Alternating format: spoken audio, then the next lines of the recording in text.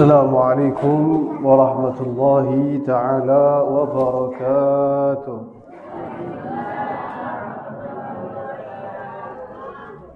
Alhamdulillah wassalatu wassalamu ala Rasulillah Sayyidina Muhammad ibn Abdullah wa ala alihi wa sahbihi wa man walah. Wala hawla wala quwwata illa billah, amma ba'd. Yang saya hormati para alim, para ulama, para kiai, para habaib, para sepuh lan bini sepuh, jajaran takmir Masjid Al-Hidayah, dan juga hadirin wal hadirat, bapak-bapak, ibu-ibu yang hadir di majelis pada malam hari ini. Wabil khusus kepada guru saya yang kami hormati dan kami ta'zimi, Al-Mukarram Kiai Haji Lutfi Basri, matta'anallahu bituli hayatihi syarifah. Semoga Allah Subhanahu wa taala selalu memberikan kesehatan kepada beliau. Amin ya rabbal amin ya rabbal alamin. Hadirin wal hadirat yang dirahmati oleh Allah Subhanahu wa taala, langsung saja pada malam hari ini saya akan menyampaikan satu buah hadis yang mana dikutip di dalam kitab Riyadhus Shalihin min kalami Sayyidil Mursalin. Hadirin wal hadirat yang dirahmati oleh Allah Subhanahu wa taala, langsung saja saya bacakan. Bismillahirrahmanirrahim.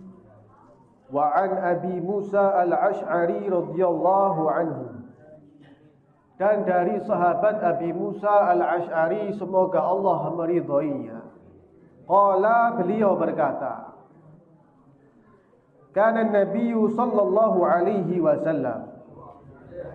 Kebiasaan konon Nabi Muhammad sallallahu alaihi wasallam, idza atahu talibu hajatin, apabila ketika seseorang yang memerlukan hajat, yang meminta hajat itu mendatanginya, akbala ala julasaihi, maka Nabi ketika itu menghadapkan wajahnya kepada para sahabat. Faqala, lantas ketika itu Nabi Muhammad SAW beliau bersabda, Ishfa'u tu'jaru, berikanlah bantuan pertolongan, niscaya kalian akan mendapatkan pahala.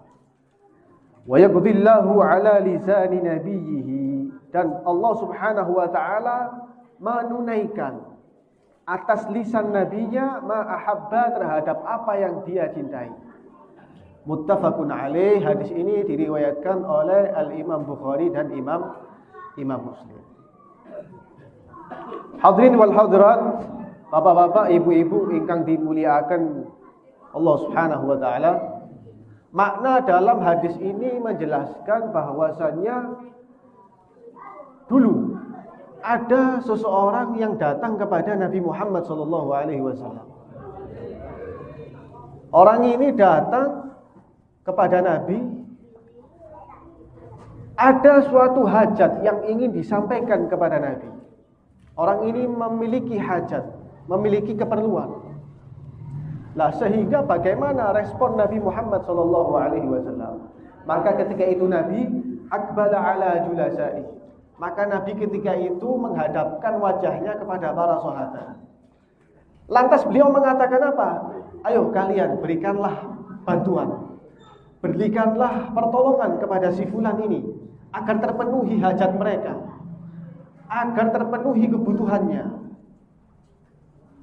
Dan Allah Subhanahu wa taala menunaikan, dan Allah Subhanahu wa taala mengganti berupa balasan pahala.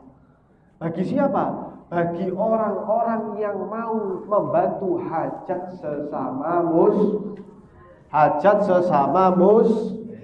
muslim. Makanya kalau ada saudaranya atau tetangganya, niki biasane bapak-bapak, ibu-ibu niki biasane guyub rukun. Nah, lek bapak-bapak niki guyub rukun kerja bakti, lek ibu-ibu niki biasane acara PKK. Lah niki enten faedah.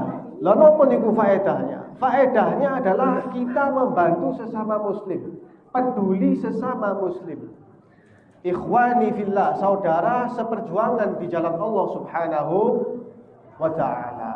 Krana niku jenengan sedaya bapak-bapak, ibu-ibu, kalau ada saudaranya, kalau ada keluarganya ataupun tetangganya yang mana datang kepada kita meminta hajat kepada kita, maka kita penuhi. Kita bantu dia, kita tolong dia. Supaya apa? Supaya kita mendapatkan pahala yang besar di sisi Allah Subhanahu wa ta'ala. Maka dari itu Allah Subhanahu wa ta'ala berfirman, "May yashfa' syafa'atan hasanatan yakun lahu nasibun minha." Sapa wong yang mensyafaati, dalam arti menolong, membantu sesama muslim dengan kebaikan, apapun itu kebaikan, entah menolong, ya, entah membantu, memenuhi hajatnya. Kalau temennya sakit, nggih, lek tonggoe lara diparani, dijenguk. Nah, itu semua dalam bentuk kebaikan, mencakup memenuhi hajat seorang muslim. Maka apa kata Allah? Yakun lahu nasibun minha. Maka Allah akan menjadikan baginya yaitu pahala yang besar di sisi Allah Subhanahu wa ta'ala. Kalau kita ini suka membantu saudara sesama muslim, membantu tetangga, sanak saudara kita dalam hal apapun, dan kita membantu semampu kita. Nggih. Nggih napa mboten? Nggih napa mboten? Nggih niki sae niki. Pahalane niki kathah. Nggih, pahalanya sangat besar di sisi Allah Subhanahu wa ta'ala. Kalau kita ini membantu, menjenguk saudara kita yang sakit, ya, maka apa? Yakun lahu nasibun minha. Maka Allah Subhanahu wa ta'ala akan memberikan pahala berupa nasib yang baik bagi orang tersebut. Makanya kalau kita ini selalu membantu dalam hal apapun, seperti contoh dalam hal seperti ini, ada majelis maulid wa ta'lim, ya, kita menyediakan tempat, menyediakan fasilitas, membantu. Nah, ini termasuk memenuhi hajat sesama muslim. Maka itu semua akan mendapatkan pahala yang besar di sisi Allah Subhanahu wa ta'ala. Wa may yattaqillaha yaj'al lahu makhraja. Siapa orang yang bertakwa kepada Allah Subhanahu wa ta'ala, yaj'al lahu makhrajan, maka Allah akan menjadikan bagi orang itu makhraja. Makhrajan itu jalan keluar.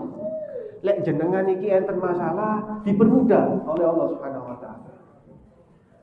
Ya, bahkan dalam hadis lain dikatakan siapa orang yang suka membantu sesama muslim, saudara muslim, maka Allah Subhanahu wa ta'ala akan memudahkan urusannya nanti ketika di akhirat.